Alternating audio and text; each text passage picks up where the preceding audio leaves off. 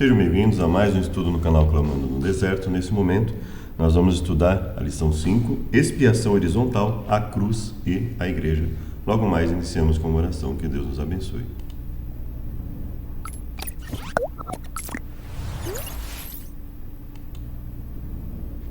Obrigado, Deus, por tudo que nos tem concedido. Peço que nos livre dos males, nos purifique, fortaleça em todas as coisas, Pai. Nos ajude a estar em comunhão contigo. Venha dar sabedoria no estudo da Tua Palavra. É o que nós pedimos e agradecemos em nome de Jesus. Amém. Então vamos lá? A lição de sábado nos diz o seguinte: versos para memorizar. Mas agora, em Cristo Jesus, vocês que antes estavam longe foram aproximados pelo sangue de Cristo, porque Ele é a nossa paz. De dois povos, Ele fez um só.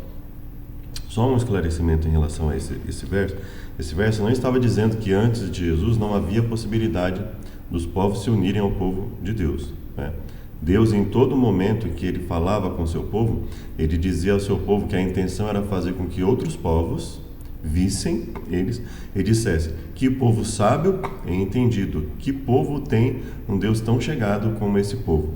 Qual você acha que era a intenção de Deus com isso? A intenção de Deus era aproximar os outros povos, tendo como foco a sua mensagem falada e vivida em seu povo. Então a intenção de Deus não foi só em Jesus, ok? Quando ele fala que em Jesus ele usou para reconciliar, não quer dizer que antes ele não tenha feito isso também para a reconciliação. Deus não reconciliou só em Jesus, né?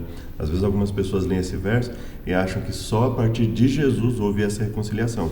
Não é isso que a lição está colocando. A lição está colocando que em Jesus, Deus também fez uma conciliação. Não quer dizer que antes disso Deus não tenha procurado essa conciliação. Deus procurou em toda a história e em Jesus mais ainda, né? Então é bom termos isso em mente para não pensar que o Deus do Novo Testamento é diferente do Deus do Antigo Testamento e que só houve uma tentativa, uma busca de reconciliação em Jesus, né? A busca de reconciliação de Deus para com o seu povo, né? E fazer com que os povos o reconhecessem como Deus sempre existiu, não é? Então é importante termos isso em mente. Imagine que você é um gentio grego que aprendeu a estimar o Deus dos judeus, abandonou a adoração de muitos deuses, aceitou o único Deus verdadeiro, percorre os belos pátios e colunas estriadas do Templo de Jerusalém. Os sons da adoração suscitam seu louvor. Nesse momento, porém, você se vê confrontado por uma barreira de pedra de 1,20 m de altura. Em vários pontos desse muro, com intervalos regulares, está gravada a seguinte mensagem em latim e grego: nenhum estrangeiro pode ultrapassar a barreira e o muro ao redor do templo. Qualquer um que foi pego fazendo isso será culpado por sua própria morte subsequente. Nesse momento, você se sente excluído, marginalizado e separado. Em Efésios 2, de 11 a 22, Paulo vê a cruz de Cristo fazendo uma diferença. Quando Paulo fala da cruz de Cristo, ele não está falando da cruz em si mesma, né? Ele está falando do sacrifício de Jesus, ou seja, quando ele fala da cruz, ele está usando uma figura de linguagem para falar o sacrifício de Jesus na cruz, né? A sua vida nesse mundo, o sacrifício de Jesus na cruz, a sua ressurreição, isso nos forneceu elementos para derrubar qualquer barreira de separação que ainda persistisse em haver entre o seu povo, entre o povo que Deus escolheu e os outros povos que Deus também queria que aceitasse a mensagem, não é? O que essa verdade significa para nós, não é? Vamos ver. Compare Efésios 2, de 1 a 3, a descrição anterior de Paulo sobre o passado gentílico dos destinatários, com Efésios 2, de 11 e 12. O que ele destacou na nova descrição do passado deles, nós já vamos ler. Vamos aproveitar para ler o comentário aqui. Gentios se tornaram crentes em Cristo e membros do seu corpo. A igreja, outrora, tinham sido totalmente separados de Israel e da salvação. Não por Deus, ok? Não por Deus que eles foram separados. É óbvio que havia e ainda existem limites. Em que sentido? No sentido de que uma pessoa que não queira ouvir o Evangelho, não queira aceitar o Evangelho de Deus, ela não vai participar de determinadas coisas. Obviamente você não vai aceitar. Se você assim, vamos pensar num caso bem prático na igreja, não é? Você não vai convidar uma pessoa para liderar a igreja, por exemplo, para ser um ancião de igreja, uma pessoa que não aceite Jesus, que não queira se batizar, não queira aceitar Jesus como seu Salvador, não queira ministro, dirigente de música, de qualquer coisa na igreja, você não vai pôr uma pessoa para liderar uma pessoa que rejeite Jesus, que fale contra Jesus, uma pessoa que não aceite Jesus como seu salvador pessoal, que não queira o batismo. Então, é óbvio que isso não vai acontecer, né? Pelo menos eu imagino que não. Então, existem limites, não é? Quando é óbvio que nós vamos aceitar que uma pessoa que não aceite Jesus, ela entre na igreja, que ela possa cultuar conosco, que ela possa orar, que ela possa cantar, mas ela, por exemplo, não vai participar de cargos de liderança. Então, eu creio que isso seja bem evidente na nossa mente. Assim também, nós não vamos deixar nossos filhos exclusivamente na mão de pessoas que pregam contra Jesus. Não vamos, não vamos permitir passivamente que pessoas que falem contra o Evangelho eduquem nossos filhos, por exemplo, principalmente crianças, e prejudiquem a todo o nosso trabalho com nossos filhos de espiritualidade, etc. Então veja que aqui não está falando contra esses limites. O que está falando aqui são contra todo e qualquer tipo de separação que não permita sequer que essas pessoas tenham acesso ao Evangelho, né? Então esse é o tipo de separação que atrapalha, né? Então, por exemplo, Paulo fala, e Jesus já tinha comentado nesse sentido, da necessidade do seu povo ser santo, e aí Paulo fala, olha, você não vai lá participar de um evento em que, evidentemente, o povo gentil, o povo que não aceita Deus, esteja oferecendo suas coisas aos ídolos, né? Então, você não vai participar daquele evento, né? Se depois, né, nós não vamos entrar nesse assunto, mas depois a carne que passou ali voltou para o açougue, foi vendida como uma carne comum, etc. Aí Paulo fala de outro assunto. Mas quando ele fala especificamente de participar das atividades que evidentemente o povo faz contra Deus, que faz a favor de outros deuses, ele fala, vocês não vão participar disso, né? Não faz sentido para um cristão participar disso. Então, veja que isso não é uma barreira de separação prejudicial. Isso é um limite que evita que nós façamos o erro, que nós ali compactuemos com o erro, né? Então, existem esses pontos nas escrituras, isso precisa ser bem estabelecido. Agora, o que Paulo está colocando aqui é uma barreira de separação que impedia, inclusive, todo e qualquer contato dos gentios com o povo que tem as escrituras, né? Que Paulo fala, olha, qual é a vantagem do judeu e qual é a vantagem da circuncisão? Ele fala muito sobre vários aspectos, inclusive porque a eles foram dados os oráculos, né? Os segredos de Deus. Então veja que ele fala, olha, a questão não é o fato de que Deus escolheu um povo para representá-lo. A questão é a forma como esse povo possivelmente o representou em alguns momentos. Também não foram em todos os momentos que houve sempre erro, né? Então nós também não vamos imaginar dessa forma. Mas houve momentos que houve erro. Houve erros do povo ali em representar a Deus e acabaram muitas vezes afastando desnecessariamente em alguns pontos, não é? Mas é preciso ter em mente que há limites estabelecidos também, mas que esses limites eles têm que ser de acordo com as Escrituras, não é? Eles estiveram sem Cristo, ungidos, o Messias de Israel. A separação de Israel e a salvação oferecida através de Israel significava que antes os gentios não tinham esperança. Paulo apontou para algo radicalmente diferente. Agora em Cristo, vocês que antes estavam longe, foram aproximados, né? Os judeus se referiam aos gentios com escárnio como incircuncisão, né? Quando Paulo afirmou que os gentios uma vez estiveram longe, tomou emprestado Isaías 57:19. Criei a paz para que os que estão longe e para os que estão perto, eu os sararei. Então vamos lá em Isaías 57:19. Isaías 57:19. E eu já vou deixar aqui.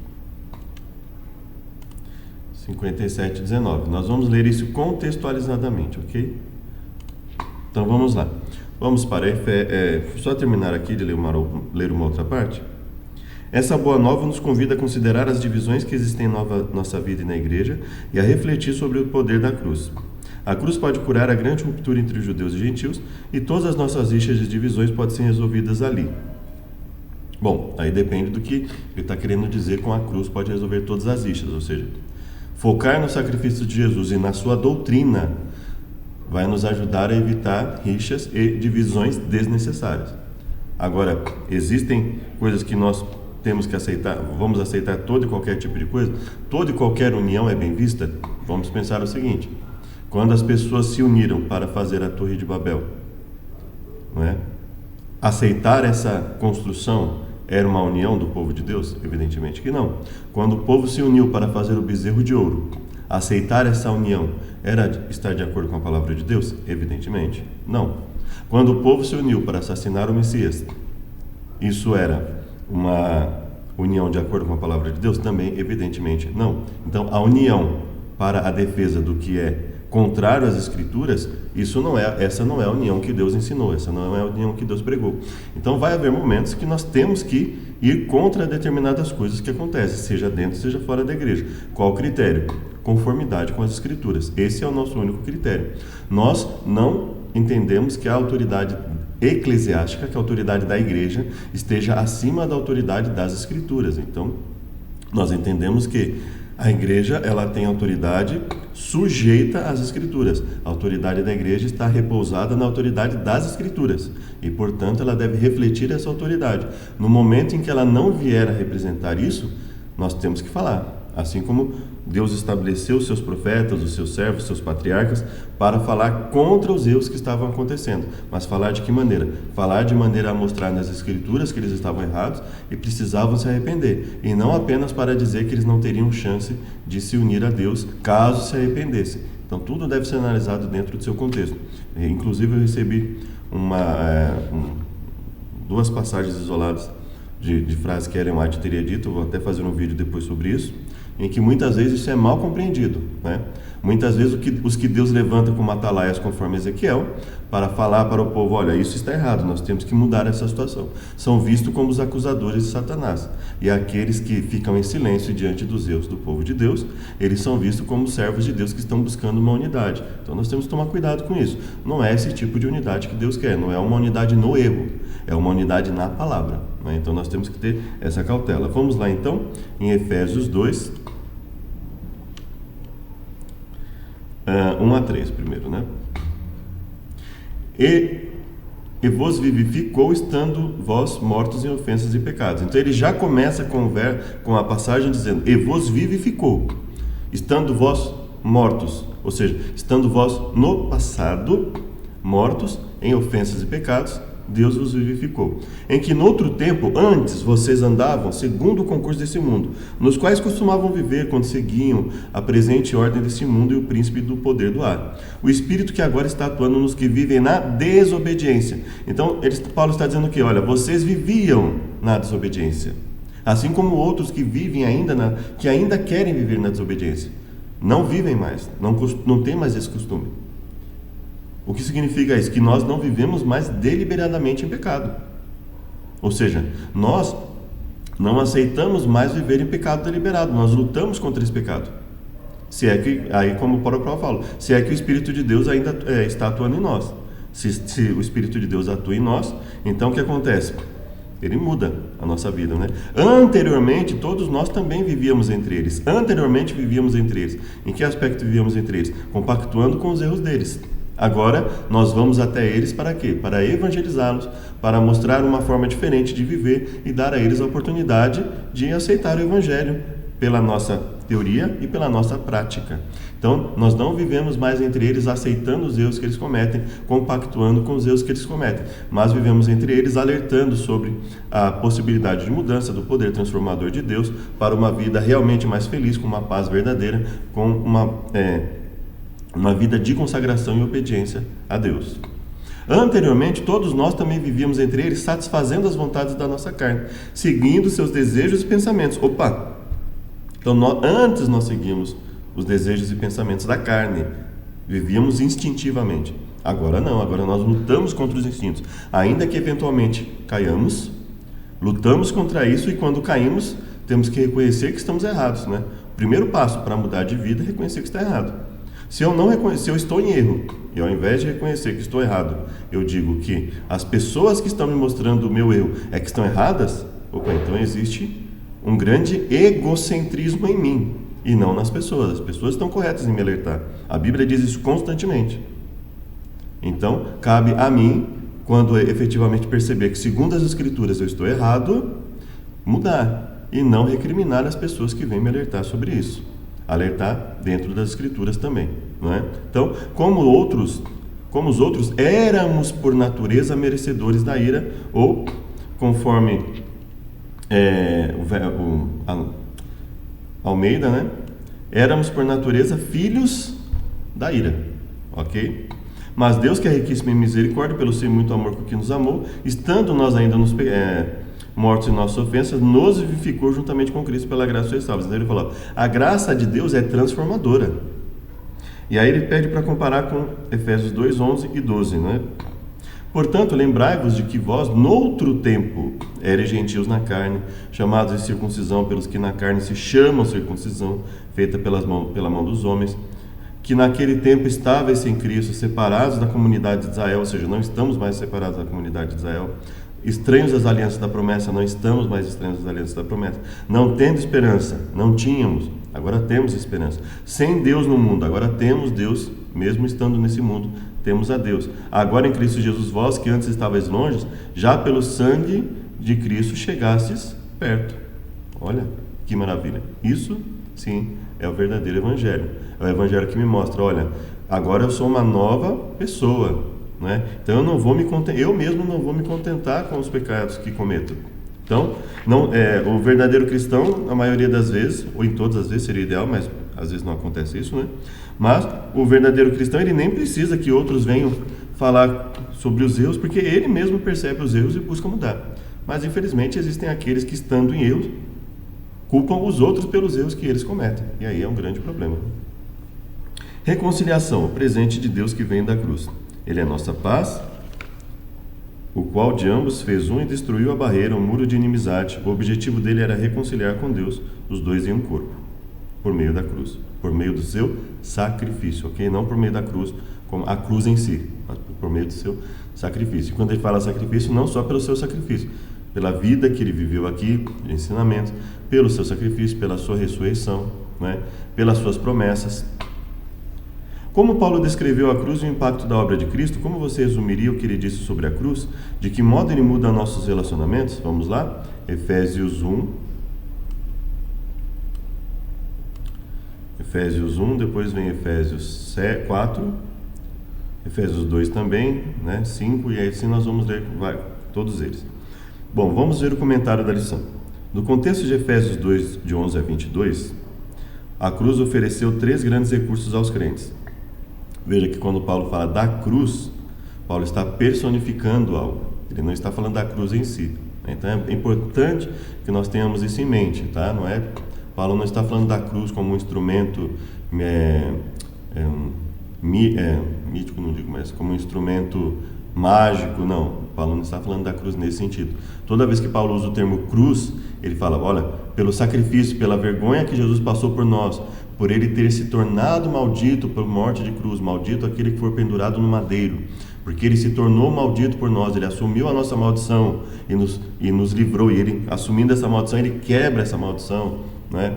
Então veja, é nesse aspecto que Paulo usa o termo cruz, né?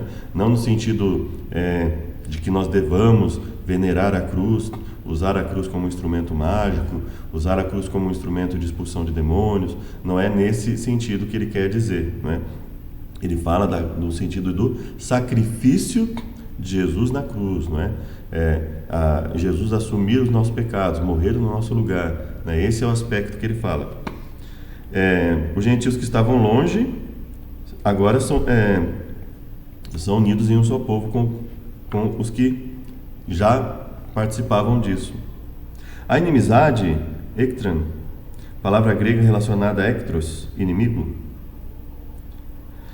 entre os judeus e gentios foi destruída. A cruz removeu o que parecia ser o estado permanente de hostilidade. No lugar da hostilidade veio a reconciliação. Como é a reconciliação? Imagine um afastamento sério entre mãe e filha que se estabeleceu ao longo dos anos. Um rancor. A reconciliação é vivenciada no momento em que um membro da igreja deixa de lado qualquer questão que o separa de outro membro e reconhece como irmão amado que aceita o que foi oferecido. Assim, que qualquer questão é essa, né? Como que nós vamos analisar esse comentário da lição à luz de Mateus 18, por exemplo, né? Vamos lá em Mateus 18 é assim, nós temos que ter cuidado, né? Porque às vezes o autor ele pode de repente ali se usar de uma hipérbole, né? Então assim, que qualquer questão seria essa, né? Vamos lá em Mateus 18.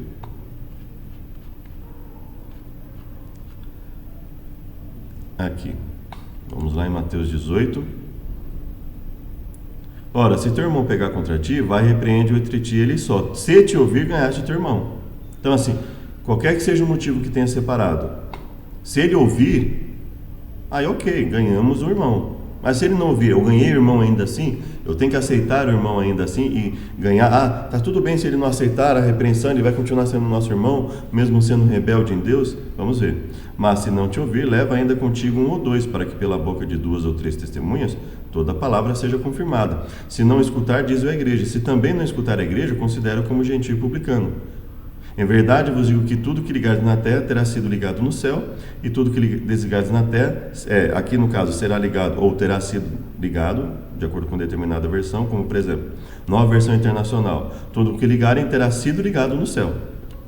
E aqui diz será ligado, aqui diz terá sido ligado, que aqui para nós faz mais sentido, não é? Ou seja, não é a decisão da igreja que muda a vontade de Deus. A decisão da igreja, ela basicamente confirma a vontade de Deus. Tudo que vocês desligarem na terra terá sido desligado no céu. Ou seja, a Bíblia não está falando que toda e qualquer coisa deve deixar de ser, né? Nós devemos passar por toda e qualquer coisa, mas que, independente do que aconteça, e eu creio que isso tenha sido a intenção do autor, talvez, no sentido de, independente do que aconteça, se o irmão se arrepende dos seus erros, então ele continua fazendo parte do corpo de Cristo. Agora, se ele se mantém numa posição rebelde, mesmo depois de todas as tentativas que a igreja fez para auxiliá-lo nesse sentido, não tem por que considerá-lo como irmão, porque ele não está se comportando, ele não quer ser irmão, não porque nós não queiramos que ele seja, ele ou ela, né? Mas porque a pessoa não quer fazer parte do corpo de Cristo. Assim como Deus respeita quando nós nos rebelamos contra Ele, ainda que Ele queira nos atrair, Ele respeita isso, Ele não vai conseguir manter uma comunhão com as pessoas simplesmente porque ela não quer. Da mesma forma é a igreja. Então nós temos que ter uma cautela para analisar tudo à luz das Escrituras. As Escrituras são suas próprias intérpretes, a Bíblia é sua própria intérprete. Então todo o comentário da lição ele deve ser sujeito às Escrituras, e nós devemos analisá-lo à luz das Escrituras. Então, nesse sentido, ok. Tá? Então, independente do que tiver acontecido, né, nós devemos buscar a reconciliação com as pessoas. Agora, a partir do momento que elas não querem a reconciliação, que elas não querem uma mudança de vida, que elas querem continuar sendo rebeldes diante de Deus, aí eu vou fazer o quê? Eu vou me unir a ela no erro que ela estiver cometendo? Evidentemente não. Eu posso continuar a auxiliá-la no sentido de evangelismo, de buscar trazê-la para o corpo de Cristo. Mas eu não posso dizer que ela faz parte do corpo de Cristo sendo uma rebelde, sendo uma pessoa que evidentemente não quer participar do corpo de Cristo, não é? Paulo ousou imaginar a poderosa obra de Cristo na cruz impactando os relacionamentos, não apenas entre indivíduos, mas também entre grupos de pessoas. Imaginou, quando ele fala ele imaginou a cruz, ele não imaginou a cruz, né? Ele imaginou o sacrifício de Jesus, né? Então eu vou bater sempre nessa tecla, né? Não é a cruz, não é um instrumento cruz, não é? Assim como se uma pessoa morresse na cadeira elétrica, eu não ia usar a cadeira elétrica como instrumento de reunião dos povos, né?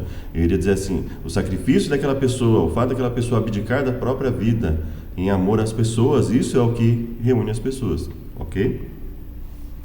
Ele a imaginou invadindo nossa vida, ou seja, ele imaginou nós refletindo na abnegação de Jesus, não só a abnegação de Jesus, mas a abnegação de todos os servos de Deus que ele levantou na história para pregar uma mensagem muitas vezes impopular que traria as pessoas contra eles e abdicar da sua própria vida, do conforto, etc., para pregar essa mensagem tão difícil, não é? E para tentar atrair as pessoas a Deus. Então, vamos lá, Efésios 1, 7 e 8, né? Vamos ler aqui do começo, né? Paulo, apóstolo de Jesus Cristo, pela vontade de Deus, aos santos que estão em Éfeso, né? Aos santos e fiéis em Cristo Jesus que estão em Éfeso. A vós graça, paz da parte de Deus nosso Pai, do Senhor Jesus Cristo. Bendito seja Deus e Pai de nosso Senhor, o qual nos abençoou com todas as bênçãos, como também nos elegeu antes da fundação do mundo, para que fôssemos santos e irrepreensíveis diante dele em amor. Né? Não tem como, é só de aceitar Cristo como Salvador. Não, não é isso que ele está falando. Ele está falando aqui de uma graça transformadora, que nos torna separados das coisas erradas do mundo. Né? Então, eu estou no mundo ainda, no sentido de que eu continuo pregando às pessoas, eu vou até elas para auxiliá-las, mas eu não participo dos erros. Então, no sentido de santos e irrepreensíveis diante dele em amor, nos predestinou para filhos de adoção. Nós já comentamos sobre isso em outras lições, não é? Para louvor da glória de sua graça, em quem temos a redenção pelo seu sangue, a remissão das ofensas, segundo as riquezas da graça, né? E ele fez abundar para conosco em toda sabedoria e prudência, descobrindo-nos o mistério da sua vontade, segundo o seu beneplácito, que propusera em si mesma, de acordo com o seu bom propósito que ele estabeleceu em Cristo, de tornar a congregar em Cristo todas as coisas na dispensação da plenitude dos tempos, fazer convergir em Cristo todas as coisas, celestiais ou terrenas. Agora nós vamos então para o verso 11, né? Que também fomos feitos herança, havendo sido predestinados conforme o propósito que faz todas as coisas, com o fim de sermos para louvor de sua glória. Então veja, aqui, em quem temos a redenção pelo seu sangue, a remissão das ofensas, fez abundar com toda sabedoria e prudência. Aqui ele está falando não apenas do perdão dos pecados, mas de uma vida transformada, né? Já vou preparar aqui o capítulo 2 também, nós vamos ler, né? Aqui ele fala do capítulo 2, 13 e 14, né? Mas agora em Cristo Jesus, vós que antes estáveis longe, já pelo sangue de Cristo chegasse perto, porque ele é a nossa paz, o qual de ambos fez um só povo, derrubando a parede de separação que estava no meio. Na sua carne desfez a inimizade, isto é, a lei dos mandamentos, que consistia em ordenanças, para criar para si dos dois um novo homem, fazendo a paz, e pela cruz, ou pelo seu sacrifício, pelo seu exemplo, reconciliar ambos com Deus em um corpo, matando com ela as inimizades, e vindo evangelizou a paz. Então nós devemos muitas vezes perceber o aspecto simbólico do uso das palavras na Bíblia, né? Obviamente que ele não está falando literalmente sobre a cruz, você usar a cruz, né, como instrumento de reconciliação, mas você abordar, você e eu abordarmos o aspecto do exemplo de abnegação de Cristo em morrer no nosso lugar, né? E aí vamos pensar o seguinte: os mandamentos que consistiam em ordenanças, eles eram um muro de separação entre o povo de Deus e o povo gentil? Não. O povo gentil podia aceitar o mesmo Deus dos judeus. Então, ele está falando aqui de um aspecto que as pessoas acabaram usando como um muro de separação. Deus não estabeleceu isso como um muro de separação, né? Não foi Deus que estabeleceu isso para separar invariavelmente o seu povo dos outros povos, não. A própria palavra santa, ela quer dizer separado, obviamente. Então, e nesse aspecto de não compactuar com o mal, nós somos separados do mundo, né? Então, foi nesse aspecto que Deus nos separou do mundo e separou o seu povo também. Mas quando ele fala aqui do muro de separação que Deus desfaz, é o quê? É aquela separação imposta pelas pessoas, né? Ao invés das pessoas usarem o que Deus deu para serem um exemplo para outras pessoas e fazer com que as pessoas, aqueles obviamente que quisessem mudar de vida, se sentissem atraídos pela mensagem, eles estavam deixando de oferecer essa oportunidade aos gentios. Então veja que deixando de oferecer a oportunidade aos gentios de também participarem dessa santidade benéfica, dessa separação benéfica, se separar dos erros da rebeldia, do pecado deliberado, né? Agora vamos para 4:32.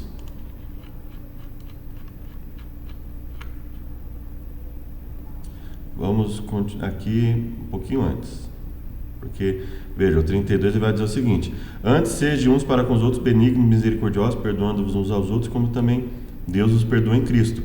Esse verso, Paulo não jogou ele isoladamente aqui, então nós não vamos lê-lo de forma isolada, ok? Nós vamos ler dentro do contexto em que ele foi colocado, tá? De um contexto mínimo aqui, não é?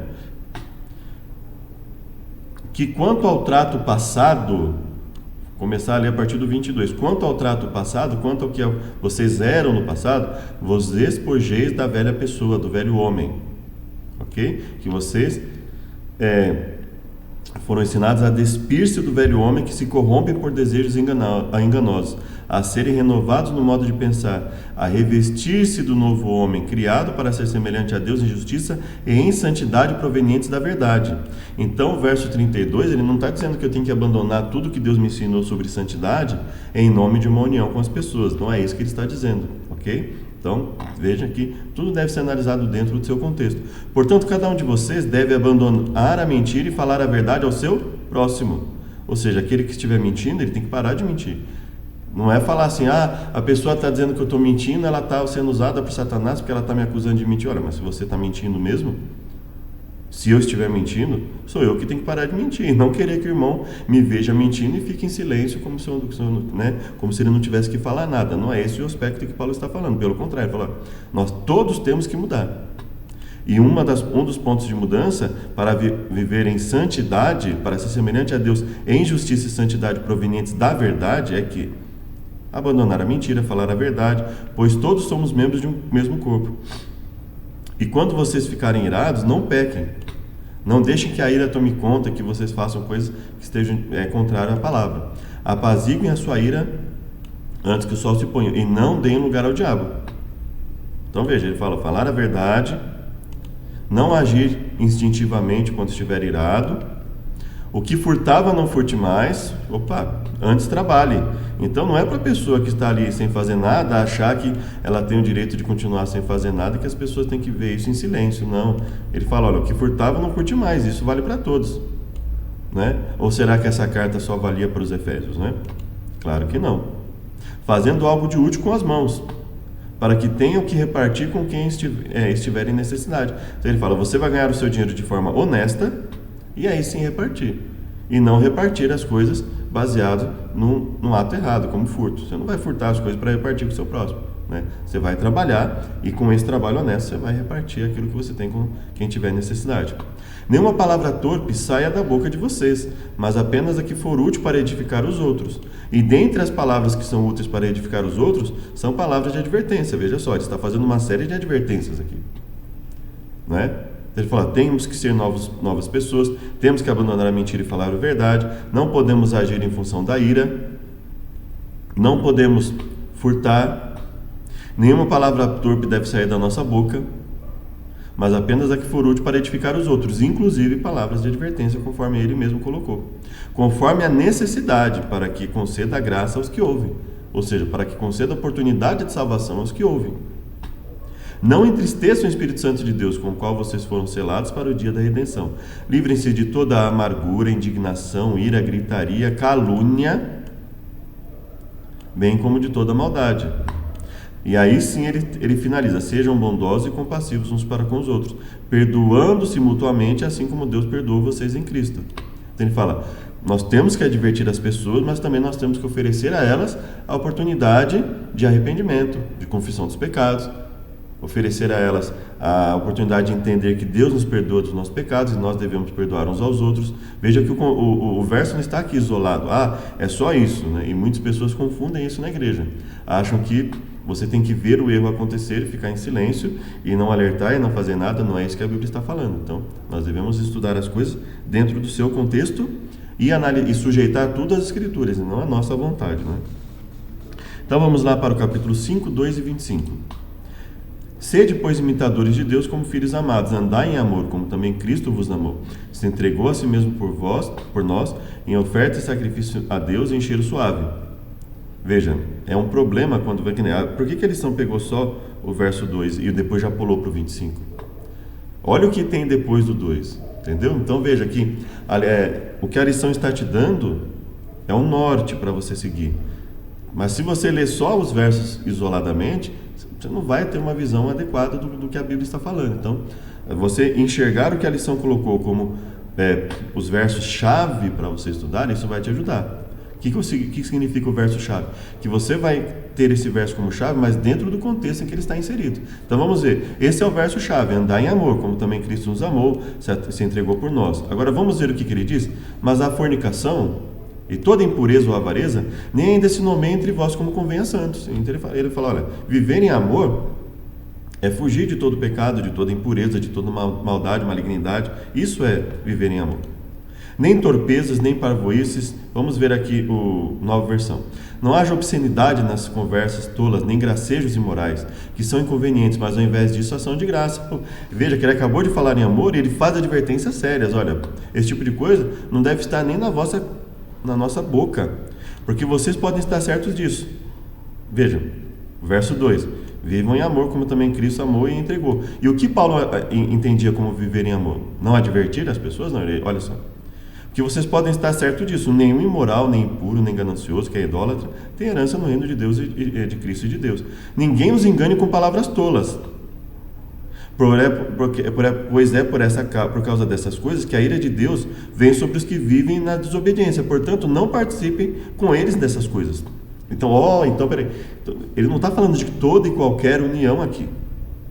Ele está falando sobre o quê? Ele está falando sobre buscar unir-se com as pessoas, mostrar para elas o Cristo que liberta, que salva. Agora, eu não vou viver no erro que as pessoas estão fazendo, eu não vou compactuar com o erro que elas estão fazendo. Quer dizer, veja que ele está advertindo as pessoas.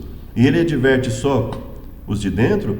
Não, Romanos 1, ele adverte os de fora também. Ele fala, como essas pessoas rejeitaram a Deus, Deus os entregou aos sentimentos que elas querem viver. Deus, vocês não querem me aceitar? Então vivam conforme os seus sentimentos. E aí Paulo fala de uma série de erros que eles estão fazendo. Então veja, estando dentro ou fora da igreja, Deus dá oportunidade a todos de conhecer o Evangelho. E ele fala, se você aceitar, a consequência é essa, é boa. Se você rejeitar, a consequência é ruim, você vai ficar entregue aos seus próprios sentimentos. E aí Paulo fala assim, não participem com eles dessas coisas, não se unam no erro, nem dentro nem fora da igreja. É isso que Paulo está falando. Terça-feira, derrubando a parede de separação. Que atitude Cristo tomou em relação à lei dos mandamentos na forma de ordenança? E por que ele fez isso? Nós já comentamos sobre isso, então não vou repetir o comentário. Então é importante lembrar que não foi Deus que causou separação ao estabelecer mandamentos na forma de ordenança. O que Paulo está colocando ali, quando nós estudamos à luz do contexto bíblico, o povo de Deus acabou usando aquilo que era para ser bênção como uma maldição. O povo de Deus acabou usando aquilo que era para ser visto como simbolismo da necessidade de mudança, ou seja, ver um animal inocente morrer pelos pecados cometidos por outras pessoas, para levar essas pessoas, nós não hoje, mas hoje nós refletimos no sacrifício de Cristo, mas, por exemplo, eles refletiam nos sacrifícios que eles faziam dos animais. Ao ver um animal inocente morrer ali, deveria haver nele um sentimento de o meu erro prejudica inocentes, não só animais, mas pessoas, Então levar essa reflexão séria, E eles acabaram usando isso errado, como um muro de separação. Então não foi Deus, não foram os mandamentos de Deus que separaram os povos. Foi a forma como muitas pessoas usaram isso, Então, essas pessoas acabaram entendendo errado o que Deus estabeleceu para elas. Então, Deus não foi o separador aqui. Paulo está abordando a separação que as pessoas acabaram fazendo, Nesses versos é provável que Paulo tenha feito menção à balaustrada ou muro que rodeava o pátio de Israel no templo de Herodes, Não entendo que tenha sido necessariamente isso, mas o sentimento que eles faziam, porque era importante que você estabelecesse critérios para adoração no templo, O próprio Deus estabeleceu critérios para que os sacerdotes, não era qualquer um que podia levar a arca, não era qualquer um que podia fazer determinados os sacrifícios, não era qualquer um que podia fazer determinados trabalhos. Então é evidente que o trabalho, um nível de separação tivesse que existir. A questão é quando o povo, que deveria ser o povo que levaria a mensagem aos gentios, faz com que isso seja uma separação plena com os gentios, inclusive privando os gentios de ouvirem o Evangelho, de ouvirem a mensagem de Deus colocada ali de Gênesis a Malaquias, por exemplo. Isso seria algo ruim. Não era o muro em si necessariamente, Ainda que o muro pudesse ser usado de forma errônea, algum tipo de separação deveria haver em determinadas atividades, porque o próprio Deus estabeleceu isso, enquanto predominava o sacerdócio humano, o sacrifício de animais, por aí afora. Agora, o problema é quando isso passa a ser usado para uma separação plena, ou seja, uma separação que impeça os gentios de ouvirem, de aceitar o evangelho, de se converterem, de fazerem parte desse povo, de pedirem perdão pelos seus pecados. Então, isso é prejudicial, isso é o que atrapalha efetivamente, não é? Alguns acreditam que o texto de Efésios 2, 14 e 15 ensina que os 10 mandamentos, incluindo o sábado, foram abolidos. Nós não acreditamos nisso, né? Se dizer isso seria dizer que Deus estabeleceu mandamentos que separam um povo do outro, que impede o povo gentil, de ouvir o evangelho. Então veja que o quão absurdo é isso, ensinar que ali estava se referindo aos 10 mandamentos, né? Que você não ter outros deuses além de Deus, ou seja, Deus queria que de propósito os gentios fossem idólatras? Óbvio que não. Deus fala para o seu povo: olha, esses outros povos me enfadaram. Ou seja, o que Deus está deixando evidente ali? Olha, eu dei oportunidade para esses povos também, mas eles me enfadaram, eles rejeitaram abertamente a minha mensagem. É isso que Deus está colocando, né? É aí quando ele fala: olha, vocês vão ser exemplos para os outros povos, os outros povos vão olhar para vocês como um bom testemunho. Olha, isso é para quê? Para atrair as pessoas, não para repulsar. Então veja que não é esse o aspecto. Obviamente não é a lei de Deus, não é a lei estabelecida por Deus, nem mesmo a lei cerimonial que serviu como um muro de separação, no sentido de não dar oportunidade dos gentios ouvir o evangelho. É esse o aspecto que Paulo está colocando aqui, não é? Não é a separação no sentido de uma vida de santidade, separado dos pecados deliberados, de não compactuar com os erros que as pessoas cometem. Não é esse o aspecto de separação que Paulo está colocando. É aquela separação em que você impede as outras pessoas, até mesmo de ouvir o evangelho, de ter a oportunidade de ter os seus pecados perdoados, de ter uma nova chance oferecida, de ter uma visão de misericórdia em virtude da situação que elas estão e de oferecer uma nova oportunidade para elas. É isso que Paulo está abordando aqui, né? No entanto, em Efésios, Paulo demonstrou profundo respeito pelos 10 mandamentos. Citou o 5º mandamento, fez alusão aos outros, exemplo ao 7º, 8º, 9º, ao 10º. E não só em Efésios, né? Jesus falou dos mandamentos, Paulo falou dos mandamentos, Pedro fala, Tiago fala. Então veja, Apocalipse fala dos mandamentos. Então é evidente que não são os mandamentos que Deus estabeleceu que fazem, que criaram esse muro de separação, foram as pessoas. Assim, usar desses versos para insinuar que os 10 mandamentos teriam sido abolidos, em especial à luz de todos os outros versos da Bíblia sobre a perpetuidade da lei divina, é claramente uma interpretação errônea, né? E nós não concordamos com isso, não só por sermos adventistas, mas porque isso traria um prejuízo enorme. Isso colocaria sobre a responsabilidade. Isso seria o equivalente a dizer que Deus, de propósito, quis deixar essas pessoas em trevas durante todo esse momento. Isso é uma pregação absurda, né? Em vez disso, qualquer uso da lei para causar discórdia entre judeus e gentios, e especialmente excluir gentios da parceria plena entre o povo de Deus e do acesso à adoração, não é uma parceria plena, é uma parceria condicionada à vontade deles de aceitar o evangelho, né? Se refere aos aspectos cerimoniais da lei, ou todo o sistema de lei do Antigo Testamento conforme interpretado, ampliado e mal utilizado como obstáculo. Então veja que o próprio autor aqui, aquilo que eu comentei no início, né? Se o autor está usando dessa forma, e veja que ele está usando dessa forma, está falando, não foi o mandamento em si, porque isso seria equivalente a culpar a Deus. É o mau uso que essas pessoas fizeram disso como um obstáculo para separar judeus dos gentios. Então o autor aqui ele confirma isso, ele fala: olha, o problema nunca foi Deus, o problema foram as pessoas. Deus usou tudo isso para aproximar.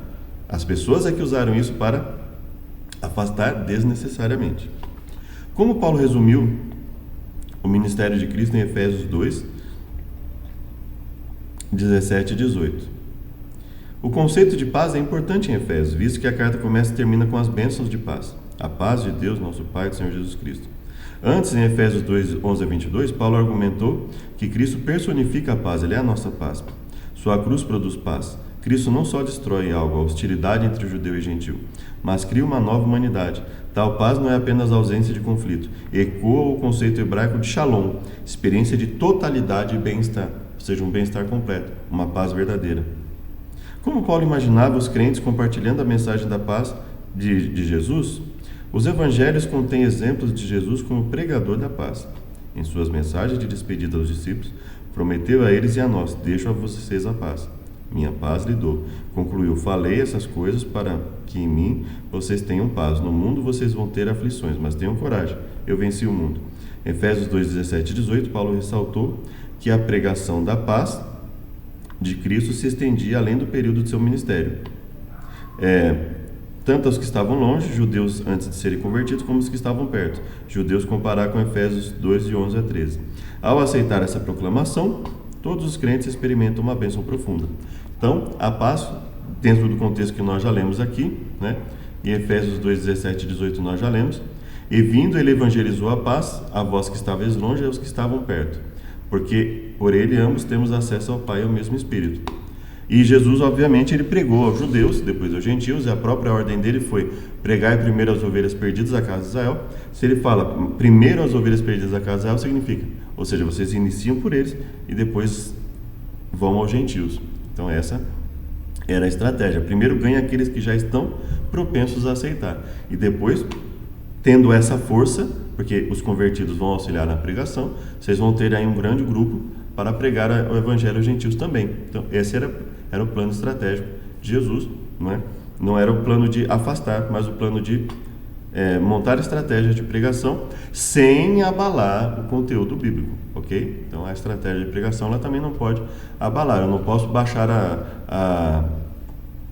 a exigência de Deus achando que com isso eu vou atrair pessoas, que isso não vai acontecer também, né? Se eu baixar a qualidade do evangelho, se eu pregar um falso evangelho, né, baseado em uma hipergraça, em aspectos que independente do que a pessoa faça, não é assim que funciona a Bíblia, ok? A Bíblia estabelece condições. Então assim, Paulo fala: nenhum impuro vai herdar, nenhuma pessoa que esteja em rebeldia, em pecado deliberado, ela vai herdar a salvação. Então não adianta enganar as pessoas também. Posso continuar furtando e ser um servo de Deus? Não pode. Se você ficar agindo assim deliberadamente, você não é um servo de Deus. Eu não sou um servo de Deus. Posso continuar mentindo e ser um servo de Deus? Não. Se você ficar em mentira deliberada, você não pode ser um servo de Deus, né? Eventualmente pode ser que você, na luta contra o pecado, você venha cair. Agora não pode dizer para a pessoa que você pode continuar sendo um mentiroso, um devasso, um idólatra, e tudo bem. Você pode viver deliberadamente em pecado e tudo bem, Deus te aceita assim. Não aceita. Não é isso que a Bíblia diz, né? A igreja, um templo sagrado. Que conjunto culminante de imagens Paulo usou em Efésios 2, 11 a 22 para assinalar a unidade entre judeus e gentios na igreja? Então nós já vamos deixar aqui separado 11 a 22. Efésios 2, de 1 a 10, ensina que vivemos em união com Jesus, enquanto os versos 11 a 22 ensinam que vivemos em união com os outros como parte de sua igreja. Ou seja, a partir do momento que eu consigo amar a Deus sobre todas as coisas, acima até mesmo de mim mesmo, isso é amar a Deus de todo o vosso coração, de toda a alma, de todo o seu entendimento, acima de todas as coisas, acima de mim mesmo, inclusive, e amar ao próximo como a mim mesmo, né? Só que a Bíblia também ela coloca: se eu não sei amar as pessoas a quem eu vejo, como vou amar a Deus a quem não vejo? Então ele fala: olha, não tem como amar a Deus sobre todas as coisas, não tem nem como amar a Deus verdadeiramente, né? Não tem como ter algum tipo de amor verdadeiro para com Deus que você não vê, se você não amar ao próximo a quem você vê constantemente, no dia a dia, não é? Então ele fala: olha, o amor ao próximo é que vai te ajudar a desenvolver o verdadeiro amor a Deus. Só que, como é esse amor ao próximo? É isso que nós temos que pensar, né? Não adianta pegar nós temos que amar o próximo e usar isso de uma forma vaga e imprecisa, aceitar tudo que ele faz de errado é amar. Isso não é amar, né? Eu usei um exemplo na igreja, né? Uma pessoa vai viajar, vai descer a serra para ir em algum lugar, ele está com o carro com pneu careca, sem cinto de segurança, o freio não está funcionando, né? E ele vai carregar 8 pessoas dentro de um Fusca, né? E aí ele fala: vou passear. Qual é o ato de amor meu em relação a ele? Vai lá, vai passear. E ele me fala tudo isso: o carro está com licença vencida, sem freio, pneu careca, sem cinto de segurança, né? Tá com problema no motor, e ele fala que vai descer a serra lá com 8 pessoas dentro de um Fusca. Amar essa pessoa é dizer: não, vai fundo, desce lá, né? Vai lá, vai divertir com a família. Não. Amar essa pessoa significa dizer: olha, você está desnecessariamente arriscando a sua vida e da sua família, né? Tem muita coisa para mudar nesse carro aí. Você precisa trocar o pneu, você precisa colocar cinto de segurança, você precisa arrumar o motor. Não cabe tanta gente assim dentro do carro, nem pode, né? Então, isso é amar a pessoa. Aí a pessoa vai dizer para mim assim: você é um acusador, você não sabe atrair as pessoas. Não, peraí. Não é fazendo isso que eu vou atraí-lo a Cristo. Não é apoiando incondicionalmente os erros dele e os riscos que ele coloca à família dela, que eu vou amar essa pessoa. Da mesma forma, uma pessoa me diz que ela se alimenta de coisas que estão destruindo o seu corpo, causando câncer, causando diabetes, causando hipertensão. Amar essa pessoa significa, continua comendo isso aí, legal, né? É importante ser feliz. Não, amar essa pessoa significa, olha, você deveria considerar que isso é bastante prejudicial à sua saúde. Você vai diminuir não só o seu tempo de vida, mas a sua qualidade de vida. Você não vai apenas viver menos, você vai viver mal, né? Você não vai viver bem. Então, seria importante considerar isso, né? Então, veja, isso é verdadeiramente amar a pessoa. Vou ver uma pessoa em adultério, não, é isso aí, né? Aproveita mesmo, a carne é fraca. Isso é amar a pessoa? Evidentemente não. Então veja que nós devemos entender o que é amor verdadeiro, né? Tendo isso em mente, é que nós vamos comentar esses versos posteriormente. Paulo empregou Jesus também construiu um incrível e novo templo composto por crentes. Gentios, antes excluídos da adoração nos lugares sagrados, se juntaram aos judeus para se tornar um novo templo em santidade, como nós lemos, né? Paulo empregou a metáfora do templo para representar a igreja numa figura culminante de plena inclusão de gentios na igreja.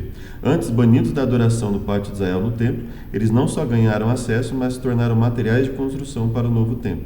Os autores do Novo Testamento empregaram a metáfora do templo para visualizar a santidade da igreja, o papel de Deus na fundação e no crescimento da igreja e a união dos crentes dentro dela. Em vez de uma imagem estática, a igreja é, no caso, dinâmica, o santuário de Deus vivo, dinâmico, né? Então vamos lá. Portanto, lembrai-vos que no outro tempo eram gentios na carne, chamados de circuncisão, nós já lemos, né? Estavam separados da comunidade de Israel, por quê? Porque vocês estavam sem Cristo. Então, mesmo que eles quisessem que você estivesse com eles, vocês estavam separados de Deus, vocês não queriam aceitar a Deus. Aí depois do arrependimento, aí sim, né? Agora estão em Cristo Jesus, né? Estáveis longe. E aí Deus derrubou a parede de separação, desfez a inimizade, a lei dos mandamentos consistia em ordenanças. Pela cruz reconciliou ambos com Deus em um corpo só, evangelizou a paz. Por ele ambos temos acesso ao Pai e ao mesmo Espírito. Já não sois estrangeiros nem forasteiros, mas concidadãos dos santos, cidadãos em comum, né?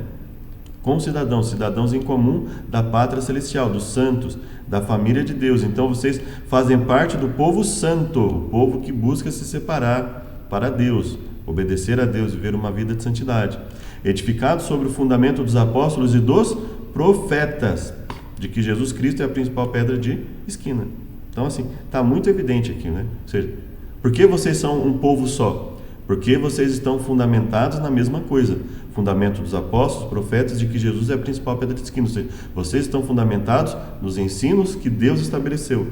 A sua prática, a nossa prática, é baseada nos ensinos que Deus estabeleceu. No qual todo edifício bem ajustado cresce para templo santo no Senhor, no qual também vós juntamente sois edificados para a morada de Deus em Espírito, né? 1 Coríntios 3, vamos lá, 1 Coríntios 3,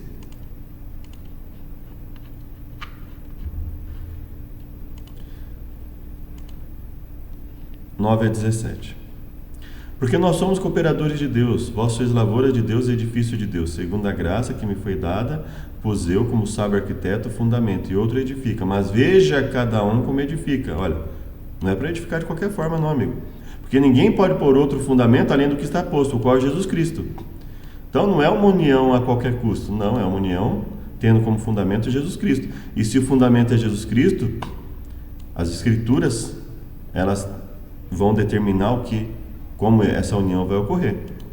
E se alguém sobre esse fundamento formar um edifício de ouro, prata, pedras preciosas, madeira, feno, palha, a obra de cada um se manifestará. Opa, a obra de cada um se manifestará. Então não adianta dizer que ama Jesus, né? Honrar com os lábios e estar com o coração distante, né?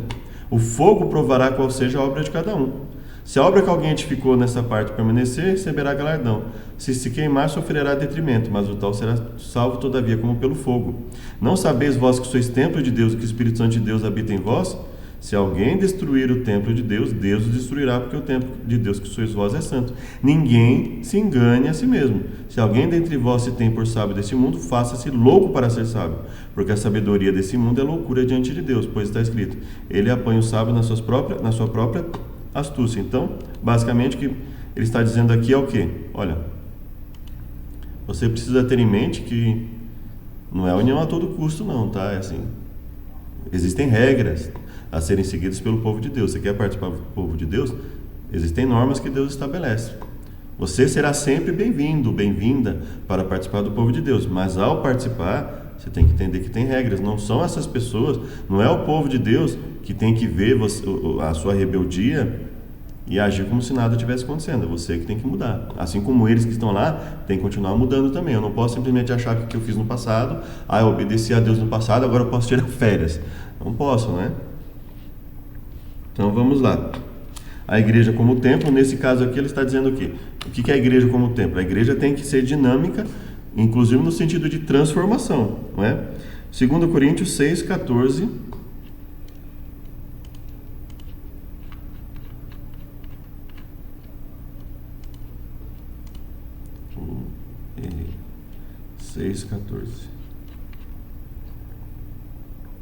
Veja só, esse verso é muito forte, né? Não estáis estreitados em nós, mas estáis estreitados nos vossos próprios afetos. Ora, em recompensa disso, falo como a filhos, dilatai-vos também a vós. 6,14 em diante, né? Não vos prendais a um jugo desigual com os infiéis. Porque que sociedade tem a justiça com a injustiça, que comunhão a luz com as trevas, que concórdia entre Cristo e Belial, que parte tem o fiel com o infiel, e consenso de Deus com os ídolos? Nenhum, né? Porque vós sois o templo de Deus vivente, como Deus disse, nele habitarei, entre eles habitarei, andarei, eu serei seu Deus, eles serão meu povo. Por isso saí do meio deles, apartai-vos, diz o Senhor, não toqueis nada imundo, e eu vos receberei. Então veja, aqui, segundo aos Coríntios, né? 2 Coríntios 6, 14 até 7:1, né? Eu serei para vós pai, e vós sereis para mim filhos e filhas, diz o Senhor Todo-Poderoso. Ora, amados, pois que temos tais promessas, purifiquemos de toda a imundícia da carne e do espírito, aperfeiçoando-nos e aperfeiçoando a santificação no temor de Deus. Então veja, não é uma união a todo custo, tá? Então, você vai ter uma união plena com quem? Com quem estiver, com nós. Teremos uma união plena com quem? Com quem estiver disposto a mudar. Com quem estiver disposto a permanecer na rebeldia, não tem como a gente unir. Não tem, eu vou participar dos erros que eles estão cometendo, né? Eu vou lá participar dos erros que eles estão cometendo para que eles possam vir aqui à igreja. Não, então existem limites. Então tudo é preciso ter muita cautela, porque existe pregação para todos os gostos aí fora, né? No YouTube, nas igrejas, etc, né? Então nós devemos ter muita cautela, né? Ao estudar isso aqui. Estude o seguinte preâmbulo às perguntas para a consideração listadas abaixo. Qual é o contexto de Efésios 2, 11 a 22, que descreve os efeitos abrangentes da cruz sobre os relacionamentos humanos? Paulo abordou os relacionamentos entre judeus e gentios na igreja. Sua preocupação era que eles entendessem e vivessem seu status comum e reconciliado na família de Deus. No entanto, em Efésios, Paulo demonstrou um propósito abrangente. Seu tema é supremo plano de Deus de unir todas as coisas em Cristo. Seu escopo inclui a família no céu e na terra. A unidade dos membros dentro da igreja, tema abordado em Efésios, tem um propósito mais amplo, para que agora pela igreja a multiforme sabedoria de Deus, em criar a igreja a partir dos judeus e gentios, se torne conhecida dos principados e das potestades nas regiões celestiais. Efetivando a união que Cristo esteve por meio da cruz, os crentes devem sinalizar que o plano divino final de unir todas as coisas em Cristo está em andamento. Então, eu não costumo ler as perguntas, mas só para você ter acesso, né? Que princípios vemos em Efésios 2, 11 a 22 referentes aos relacionamentos étnicos? Qual é a abordagem distintiva e centrada em Cristo a respeito de como os membros de um grupo étnico devem se relacionar com membros de outro grupo étnico? e que, independente da etnia, só existe uma cultura, a cultura é de Deus, não é? Tendo em vista o plano de Deus para o futuro da humanidade, é importante que a igreja trate de suas questões internas e conflito entre culturas? Sim. Como? Só existe uma cultura, a cultura é de Deus. Então, os elementos de uma cultura que não contrariem a vontade de Deus, eles podem ser aceitos. Agora, eu não posso simplesmente chamar algo de cultura e aceitar toda e qualquer coisa, inclusive aquilo que venha a ferir, prejudicar o Evangelho de Deus, prejudicar a mensagem de Deus. Que problemas entre grupos étnicos existem em sua comunidade? Sua igreja pode desempenhar um papel positivo em efetivar a obra unificadora que Cristo já realizou na cruz? Como você pode participar disso? Bom, em partes mostrando o quê? Que nós devemos mudar tudo aquilo que estivermos fazendo errado, né? Todo pré-conceito, e aí existe uma diferença entre pré-conceito e conceito, não é? Um pré-conceito é um conceito que você adquire sem uma análise detida de um assunto. Um conceito é algo que você adquire através de uma análise cuidadosa, aprofundada, detida de um assunto. Então veja, pré-conceito não é um conceito divergente, é diferente. Então eu posso analisar uma crença e chegar à conclusão, olha, essa crença é errada conforme as escrituras. Isso não é um pré-conceito, é um conceito divergente. Será um preconceito se sem analisar, se eu não tiver elemento algum para estabelecer aquilo. Aí é um preconceito, ou seja, eu não analisei, né, não verifiquei aprofundadamente alguma coisa. Então, por exemplo, não é um preconceito eu dizer, por exemplo, que uma cultura que valorize o adultério, essas pessoas têm que mudar. Não é uma questão étnica, é uma questão bíblica, né? As pessoas dentro de uma cultura, elas cometam idolatria. Então, não é um pré-conceito, é um conceito. Eu vou lá, verifico que ela faz idolatria e tal, que as atitudes dela são contrárias à Bíblia. Não é um problema étnico, é um problema bíblico. Agora, o que seria, por exemplo, um problema étnico, né? Então, por exemplo, questionar alguém por causa da cor, por causa do ambiente que viver num local mais frio, mais quente, né? Aspectos aí que não tenham a ver com o aspecto moral, o aspecto ético, o aspecto bíblico, né? Que é o principal. Então, veja que um determinado grupo étnico, ou vários grupos étnicos, têm músicas que privilegiam o ruído, o barulho, a sensualidade, o êxtase. O problema, a questão ali não é étnica, a questão ali é bíblica.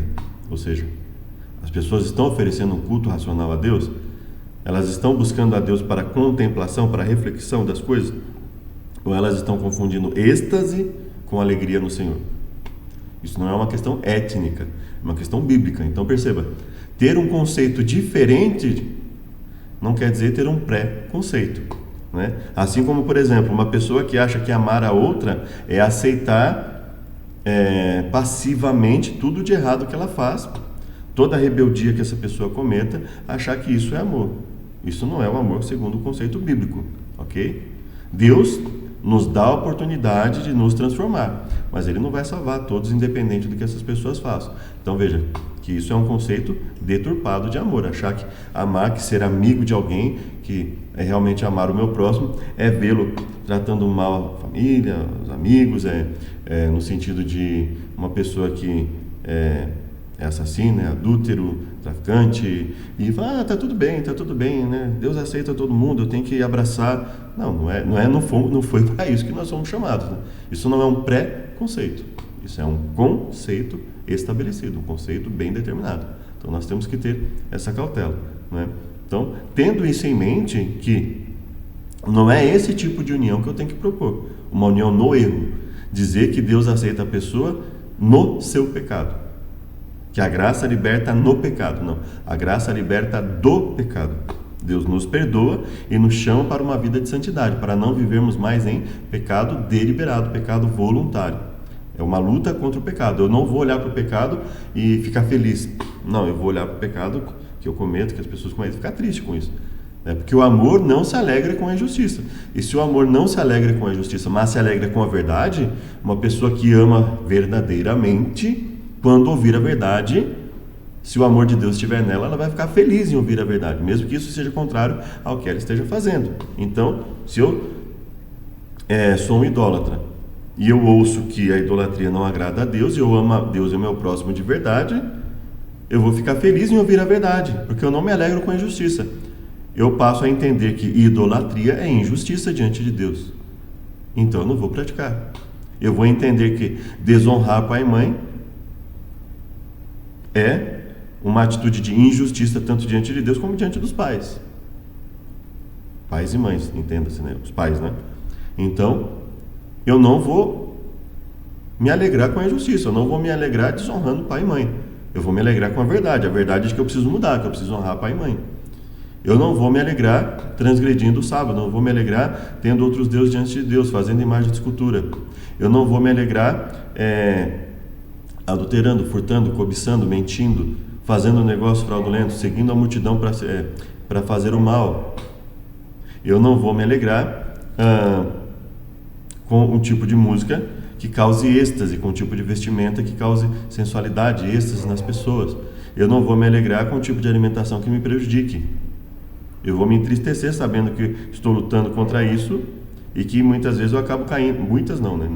Pelo menos não deve ser assim na vida do cristão. Mas que vez ou outra eu acabe caindo. Não é? Agora, o amor não se alegra com a injustiça. Olha, se o amor não se alegra, né? O amor é paciente, benigno, não arde em ciúme, não se ufana, não se embebece, não se conduz de maneira inconveniente. Opa! O amor não se conduz de maneira inconveniente. Então, amar uma pessoa não é aceitar um comportamento inconveniente. Amar a pessoa não é se comportar inconvenientemente diante da pessoa. Não é ter certos relacionamentos antes do casamento. Isso não é amar. Porque o amor não se conduz inconvenientemente. Não se alegra com a injustiça, mas se alegra com a verdade. E por se alegrar com a verdade e não com a injustiça, ele está disposto a tudo sofrer, tudo crer, tudo esperar, tudo suportar. E jamais acabar. Então, é isso que é o verdadeiro amor. O amor segundo as Escrituras. Aquele que me ama, guarda os meus mandamentos. Aquele que crê nos meus mandamentos e o guarda, esse é o que me ama. E se alguém me amar, será amado por meu Pai. E eu o honrarei e nos manifestaremos a Ele. Não é? É assim que funcionam as Escrituras. Não é? Então, veja. Existe uma diferença entre pré-conceito e conceito. Existe uma diferença entre aspectos étnicos e usar a chamada cultura para liberar todo e qualquer tipo de erro dentro ou fora do povo de Deus. Né? Então nós devemos tomar cuidado com isso. Qual é a única cultura que Deus aceita? A cultura dele. Né? Um povo tem uma determinada cultura há séculos. Está errado? Né? O povo tem uma cultura de adorar deuses. Há milênios eles adoram outros deuses. Deus não aceita. Se eles querem ser do povo de Deus, eles têm que abandonar isso. Ok. O povo tem o ato de adulterar há milênios. Essa cultura, eles têm a cultura de adulterar. Tem que mudar.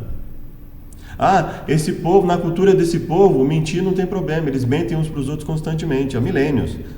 Tem que mudar. Esse povo, na cultura deles, os pais são desonrados. E isso, para eles está tudo bem. Tem que mudar. Ora, não tem o que fazer. Esse povo tem o hábito de cobiçar as coisas uns dos outros e causar intrigas entre eles. É a cultura deles. Não tem jeito. Tem que mudar a cultura. Só existe uma cultura na palavra de Deus. A cultura é de Deus. Tudo dentro de uma cultura, dentro de um povo que separa de Deus tem que ser abandonado. É isso que nós temos que pregar para as pessoas.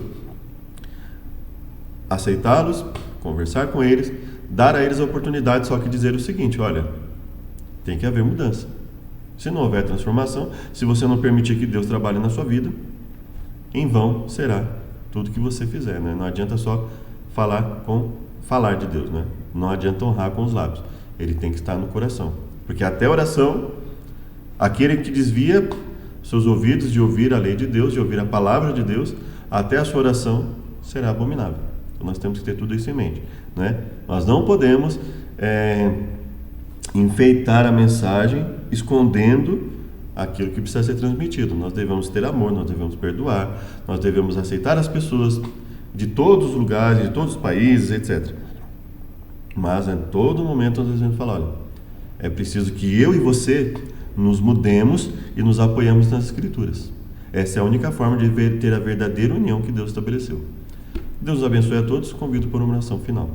Obrigado, Pai, por tudo que nos tem concedido. nos perdoe por nossas falhas e pecados, livre-nos de todos os males, nos purifique em nome de Jesus. Amém. Peço a você que acompanha o nosso canal, se puder curtir, compartilhar, se inscrever, ativar o sininho e assim você fortalece o nosso trabalho. Muito obrigado e até o próximo vídeo.